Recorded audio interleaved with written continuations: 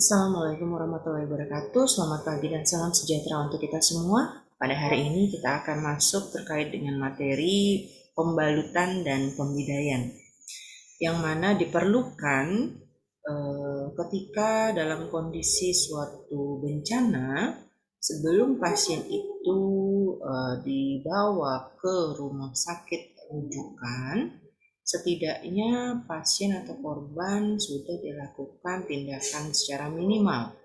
Ya, salah satunya adalah tindakan pembalutan dan pembidaian ya secara minimal yang bisa teman-teman tenaga medis ya bisa melakukan terlebih dahulu. Dan kalau misalkan kaitannya di rumah sakit, itu berarti pada kondisi yang memang memerlukan kondisi suatu pembalutan dan pembedaian, berarti dalam kondisi yang memang permasalahan trauma ya, trauma muskuloskeletal ya, trauma muskuloskeletal ataupun trauma lecet ataupun trauma luka dalam, misalnya diperlukan suatu tindakan pembalutan di sana ya, misalnya dengan balut tekan akibat adanya perdarahan yang terjadi ya pada bagian ekstremitas tubuh pasien ataupun area kepala ataupun area dada ataupun area perut. Nanti kita akan pelajari bagaimana tekniknya untuk melakukan pembalutan dan pembedaian serta alat-alat apa saja yang akan digunakan. Kalau kita bicara tentang pembalutan dengan konsep primary survey dari lihat airway breathing circulation, maka poin di dalamnya adalah poin di circulation ya, di sirkulasi. Kenapa demikian? Karena kalau bicara tentang kasus trauma muskuloskeletal, kemudian trauma pada integumen, maka yang kita lihat secara klinis pastinya adalah terjadinya perdarahan. Sehingga fokus kita ya, apabila pasien tidak ada permasalahan airway breathing hanya pada bagian circulation-nya saja akibat adanya perdarahan tersebut, maka fokus kita pada circulation. Tapi kalau seandainya pada kasus trauma tersebut ada permasalahan pada airway, misalnya ada sumbatan jalan nafas ya, berupa trauma di wajah, ada perdarahan di sana dari mulut, hidung ya misalnya, kemudian ada trauma servikal di sana ya, berarti ada permasalahan pada airway ya, sehingga fokus kita tetap kembali pada airway breathing baru circulation ya. Jadi jangan terlena dengan fokus permasalahan circulation tapi ternyata ada permasalahan pada airway dan breathing ya, sehingga pasien itu malah justru meninggal dunia ya, akibat kita lupa ya bahwa ada permasalahan airway dan breathing pasien. Ingat, sirkulasi oksigen, perfusi oksigen, oksigenasi, ventilasi, inspirasi, ekspirasi itu poin yang sangat-sangat penting ya pada kondisi trauma ya, sehingga itu yang perlu teman-teman perhatikan. Kalau seandainya tadi case-nya murni dengan circulation, maka langsung kita stop bleedingnya ya, atasi perdarahannya, lakukan resusitasi cairan ya. Kita ingat kembali terkait dengan manajemen shock ya pada pasien dengan perdarahan, berarti shock yang terjadi adalah kondisi shock hipovolemik ya, kondisi shock hipovolemik ya, sehingga apa yang harus dilakukan pada kondisi resusitasi yaitu adalah selain pemberian cairan elektrolit ya berupa cairan kristaloid ya, kita juga memerlukan cairan berupa darah ya, komponen darah pun juga perlu kita perhatikan. Nah, kalau bicara tentang adanya perdarahan ya, tadi dikatakan berarti ada perlukaan ya, perlukaan pada jaringan lunak ya. Jaringan lunak di sini yang disebut dengan jaringan lunak adalah berupa kulit, otot, syaraf ataupun pembuluh darah ya, kulit, otot, syaraf ataupun pembuluh darah ya, dimana luka itu sendiri terbagi menjadi dua kategori, diklasifikasikan dilihat dari penampakannya ya, apakah luka tertutup ataukah luka terbuka Ya, luka tertutup itu berarti jaringan lunak di bawah kulitnya itu rusak.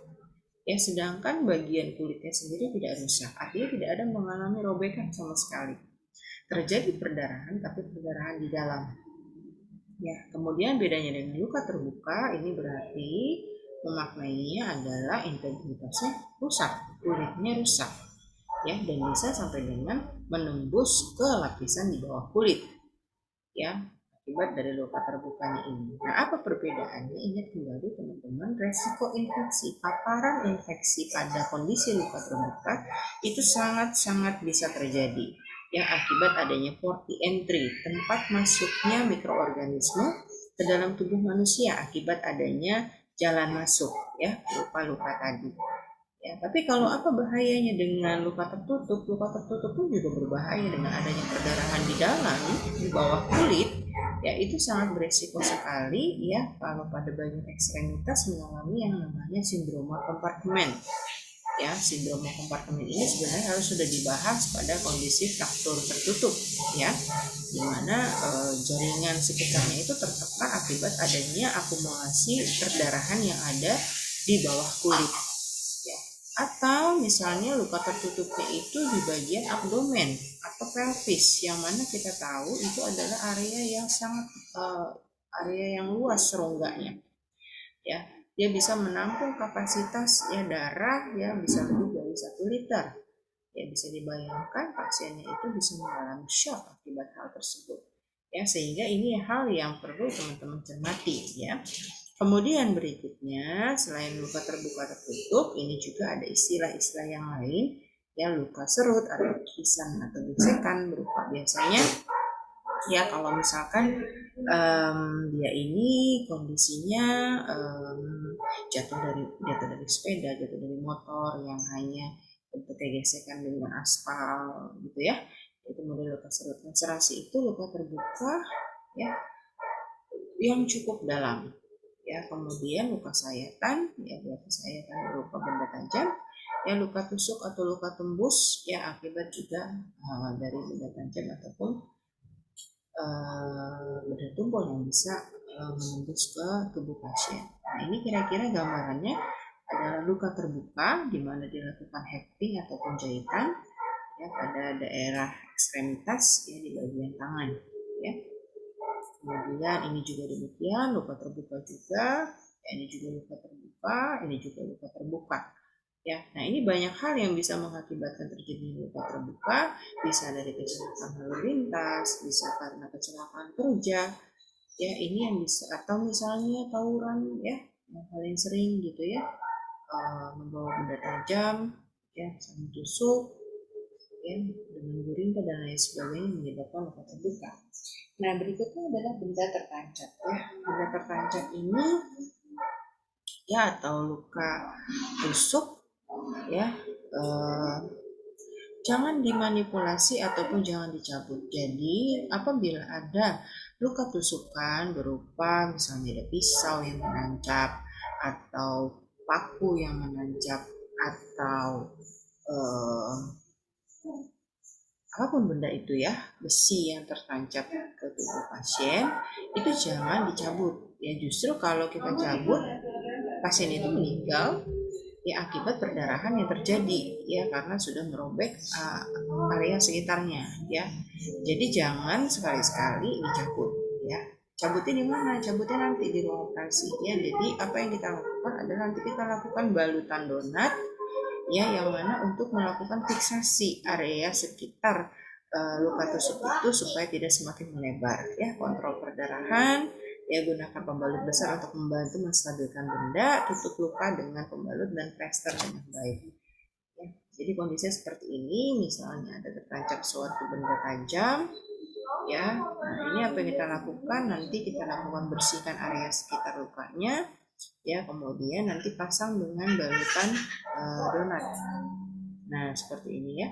Kita bisa pasang plester dengan kasa ataupun kita lakukan dengan balutan donat yang nanti akan saya simulasikan ketika dilihat.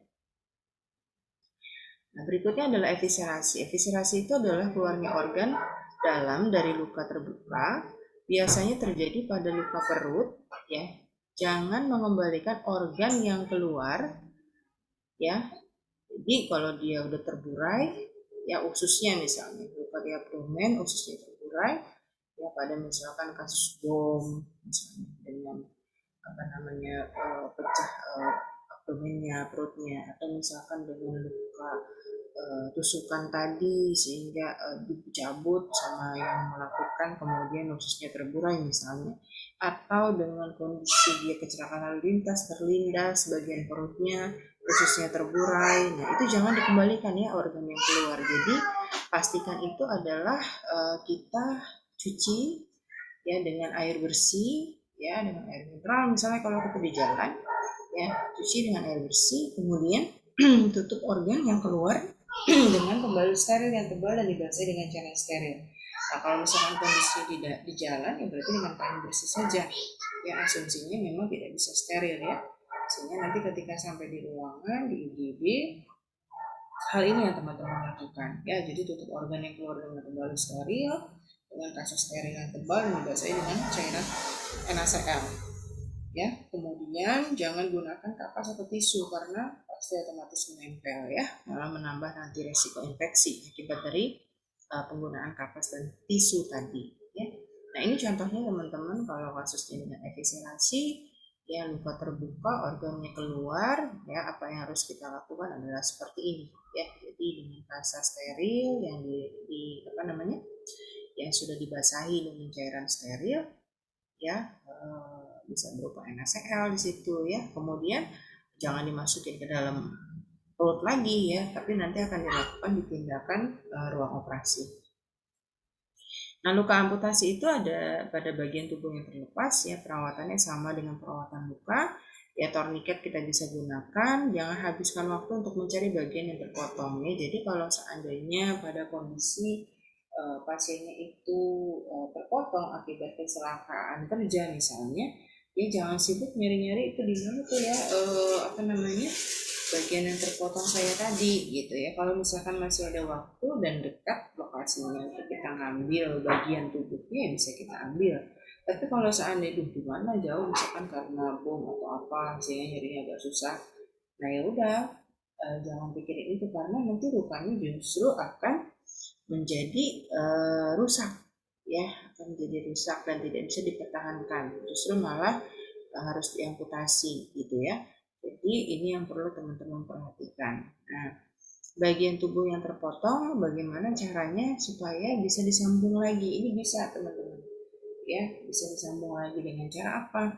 Jangan merendam bagian tubuh yang terputus dalam air, ini akan merusak komposisinya ya, kulitnya akan melebar dan lain sebagainya jadi merusak ya. Jadi jangan merendam bagian tubuh yang terputus di dalam air. Jadi dia pisahkan ya, misalkan jarinya terpotong gitu, potongan jarinya ini masukin ke dalam kantong plastik kering, kemudian siapkan lagi kantong plastik yang berisi es batu. Nah yang kering tadi dimasukin ke dalam kantong plastik yang ada es batunya.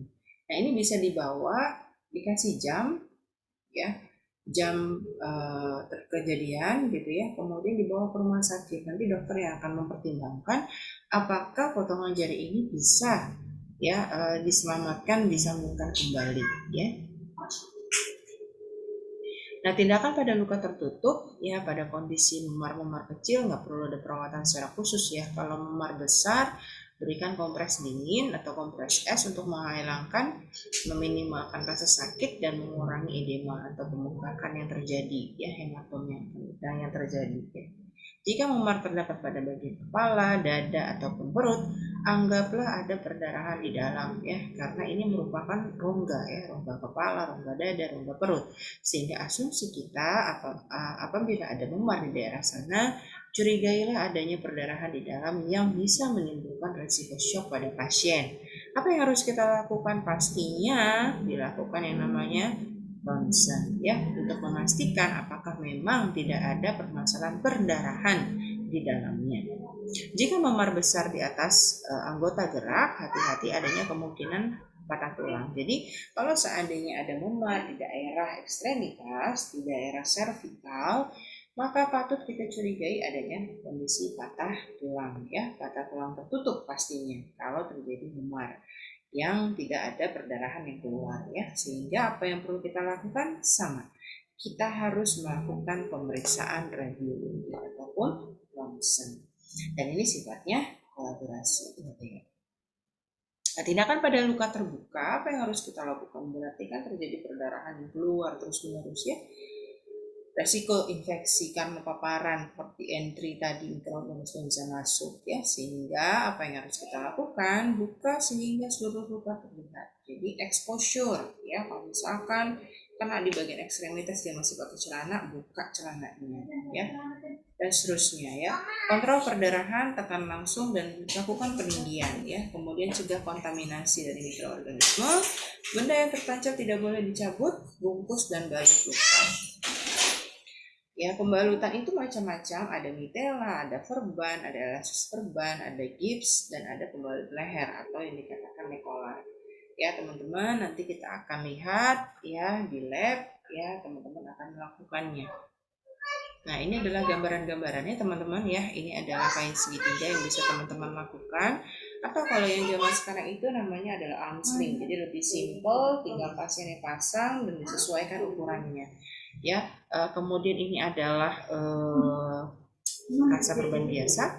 Ya, kemudian ini adalah gips. Ya, kemudian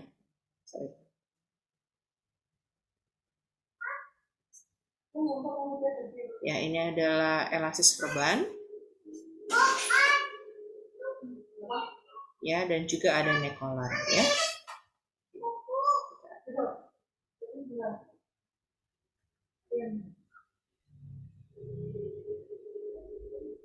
Itu adalah macam-macam dari pembalutan ya, macam-macam dari pembalutan. Oke, tujuan pembalutan itu adalah satu, mencegah kontaminasi, jelas sekali ya. Dengan kita lakukan pembalutan diharapkan meminimalkan adanya kontak dari dunia luar gitu ya. Mikroorganisme nggak bisa masuk akibat sudah dilakukan penutupan dengan balutan ya, menghentikan perdarahan pada kondisi balut tekan ya, memperbaiki suhu tubuh ya pada kondisi misalkan luka bakar ya. Luka bakar itu dapat mengakibatkan terjadi evaporasi, suhu tubuh itu bisa keluar ya, sehingga di dalam tubuh itu bisa mengalami hipotermi. Nah, ini dengan kondisi dibalut menjaga agar supaya suhu tubuh itu tetap normal ya. Kita tahu fungsi dari integumen itu adalah salah satunya mengatur termoregulasi. Akibat integumen yang rusak ya, maka suhu tubuh menjadi kacau ya, termoregulasi kita menjadi kacau. Nah, dengan dilakukan pembalutan diharapkan bisa memperbaiki suhu tubuh yang menurun tadi ya. Kemudian tujuan pembalutan berikutnya melekatkan sesuatu seperti obat ataupun bidai ya. Misalkan kita tempelkan sufratul, itu kan obatnya. Nah, itu kan kita lakukan pembalutannya. Pemidaian jelas sekali ya. Kita pasang spalek, nggak mungkin nggak dilakukan pembalutan ya, nanti spaleknya jatuh kemana-mana. Yang berikutnya untuk penekan, penarik, penahan atau penunjang dan pengunci ya, untuk di kondisi juga pembalutan ini ya. Kemudian untuk imobilisasi pasien ya, pasien otomatis yang dilakukan pembalutan tidak boleh melakukan pergerakan dulu ya, apalagi ini kondisinya misalnya dengan fraktur. Kita tahu ya, tata laksana fraktur itu adalah salah satunya imobilisasi ya. Pasien itu tidak diperbolehkan untuk melakukan pergerakan ya, karena diharapkan tulangnya itu bisa menyatu ya ketika dilakukan imobilisasi. Prinsip pembalutan, luka terlebih dahulu dibersihkan ya, jadi jangan lupa dibersihkan dulu. Perhatikan bentuk bagian yang akan dibalut, misalnya bentuknya bulat, siku, datar, karena akan mempengaruhi kondisi kita lakukan pembalutan. Balutannya otomatis harus bersih, balutan mencakup seluruh permukaan area yang luka ya, karena tadi minimalkan kontaminasi. Dalam membalut tidak boleh terlalu kencang atau longgar. Bila ada simpul balutan, usahakan sedatar mungkin, jangan di atas luka. Ya, jadi simpul balutan jangan terlalu banyak gitu ya, wok-wok gitu. Jadi jatuhnya ya sekali ini aja simpulan. Ya, bila timbul rasa kebal, kesemutan dan dingin di sekitar balutan, segera lepas dan kendorkan, perbaiki balutan. Artinya apa? Terlalu kencang sirkulasinya menjadi tidak adekuat, sianosis, nanti terjadi perburukan justru di area lukanya. Ya, jadi teman-teman harus selalu bertanya kepada pasiennya. Ya, kalau seandainya pasiennya nggak sadar gimana Bu? Ya berarti kita perhatikan klinisnya. Ada nggak akralnya dingin? Ada nggak sianosis? Itu yang teman-teman harus lihat. Prinsip balut tekan untuk melakukan penekanan lokal terhadap pembuluh darah yang cedera dengan menggunakan kasa yang digumpalkan sehingga menjadi padat atau bulky. Ya, tekan selama 3-6 menit. Ingat-ingat perdarahan ya, kita tekan arteri ya, karena tekanan arteri itu kan lebih tinggi.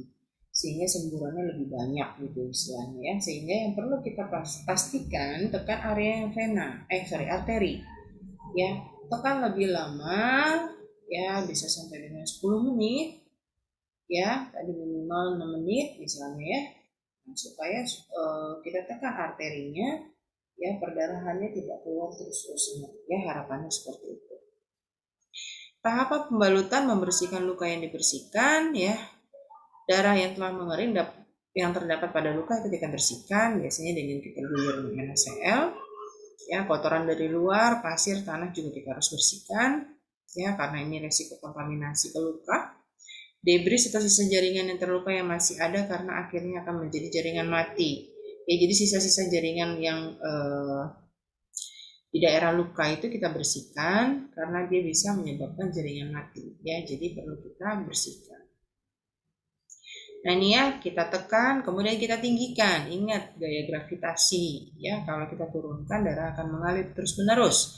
Kalau kita naikkan, maka resiko perdarahan yang keluar itu tidak terjadi. Ya, ini contohnya ya, kita lakukan simpul yang secara datar ya, tidak boleh terlalu banyak simpulan yang ada. Ya, cara membersihkan luka dengan air bersih yang mengalir, dapat pula dengan antiseptik ringan untuk luka seperti Povia dan iodin ya, ataupun Trifano ya, kita bisa lakukan. Nah, ini adalah teknik cara melakukan pembalutan ya, dengan elasis perban, dengan kasa biasa ataupun dengan kain mitela ya, kita bisa nanti kita simulasikan, kita praktekkan. Torniket itu digunakan hanya pada ujung anggota gerak yang sudah terpotong atau teramputasi ya, karena dapat merusak saraf, otot, dan pembuluh darah ya, jadi jangan digunakan pada area yang bagus yang justru malah jadi akan mati ya.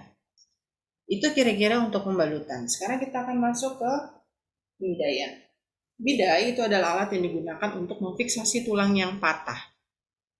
Pemidaian merupakan tindakan memfiksasi atau mengimobilisasikan bagian tubuh yang mengalami cedera dengan menggunakan benda yang bersifat kaku maupun fleksibel. Tujuan pemidaian adalah mempertahankan posisi yang patah agar tidak bergerak atau bergeser, mencegah terjadinya komplikasi, memudahkan dalam transportasi penderita, memberikan rasa nyaman, mempercepat proses penyembuhan. Jadi ini diperlukan ketika nanti teman-teman melakukan teknik evakuasi.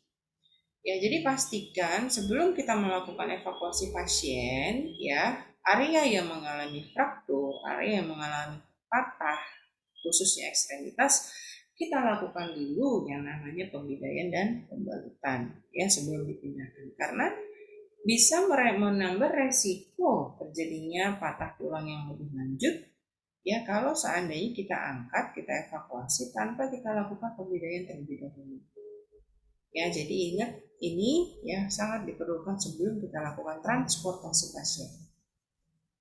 Prinsip pemasangan bidai adalah bahan yang untuk bidai tidak mudah patah dan tidak lentur. Ya kan? Kenapa? Karena kan harus kaku rigid tadi ya.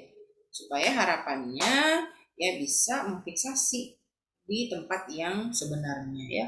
Panjang bidai minimal mencakup 2 sendi. Jadi melibatkan 2 sendi ya.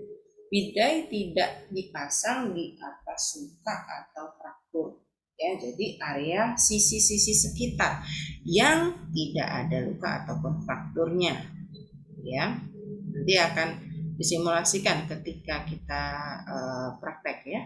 Indikasi pembidaian yang dilakukan pada kondisi adanya fraktur ya, baik terbuka maupun tertutup, kecurigaan terjadinya fraktur tadi ya, adanya hematomi atau memar, kita indikasikan resiko adanya fraktur di ekstremitas.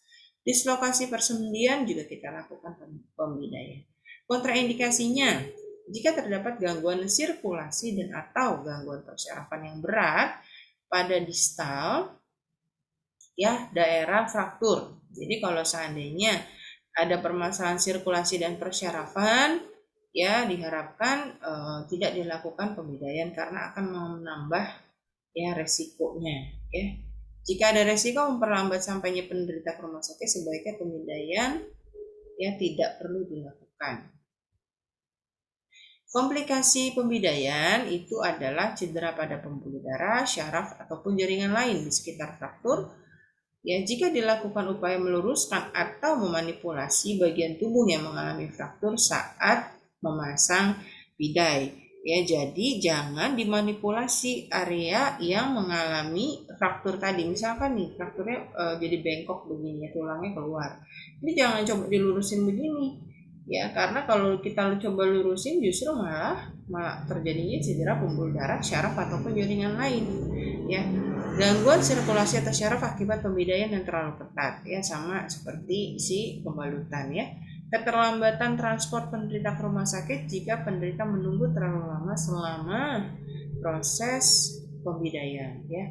Nah, kalau seandainya ini alatnya nggak ada Bu, gimana ya, justru malah jadi resiko ya lebih parah. Nah, jadi kita tetap lakukan transportasi, tapi kita memperhatikan area yang mengalami fraktur tadi ya dipertahankan pada posisinya ya, dengan harapan ya tadi meminimalkan resiko. Nah, ini kira-kira ini saya sampaikan arms length. Kalau yang tadi adalah metode Michaela zaman dulu, yang sekarang modelnya seperti ini.